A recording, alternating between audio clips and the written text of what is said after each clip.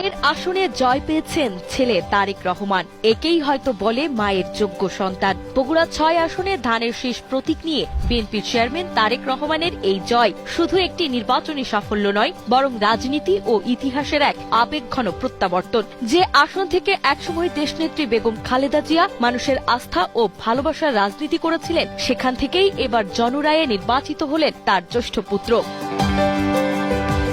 দীর্ঘ প্রবাস জীবন, রাজনৈতিক নিপীড়ন এবং ব্যক্তিগত শোকের পাহাড় ডিঙিয়ে এই জয় এসেছে তারেক রহমানের জীবনে। বিদেশের মাটিতে থেকেই তিনি হারিয়েছিলেন আদরের ছোট ভাই আরাফাত রহমান কোকোকে।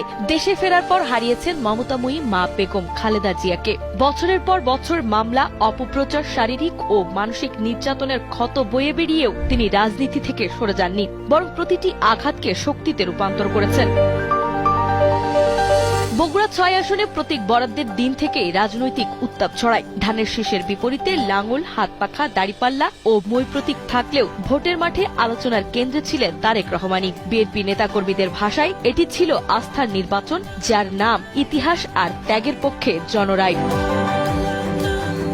ভোটের দিন কেন্দ্রগুলোতে দেখা যায় ব্যাপক উপস্থিতি ও উৎসবমুখর পরিবেশ। গণনা শেষে স্পষ্ট হয়ে ওঠে ফলাফল। বগুড়ার মানুষ বড় ব্যবধানে রায় দিয়েছে ধানের শীষের পক্ষে।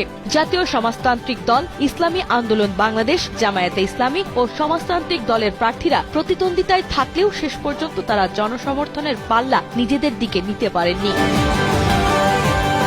এই জয়ের মধ্য দিয়ে তারেক রহমানের রাজনীতিতে আরেকটি নতুন অধ্যায়ের সূচনা হলো। মায়ের পথ ধরে বগুড়ার মানুষের আস্থার জায়গা ফিরে আসায় অনেকের কাছেই প্রতীকী ত্যাগ, সংগ্রাম আর উত্তরাধিকারের এক অনন্য সংযোগ। রাজনৈতিক পর্যবেক্ষকদের মতে এই জয় শুধু বগুড়া ৬ নয়, বরং জাতীয় রাজনীতিতেও তারেক রহমানের ভূমিকা নতুনভাবে সংজ্ঞায়িত করবে।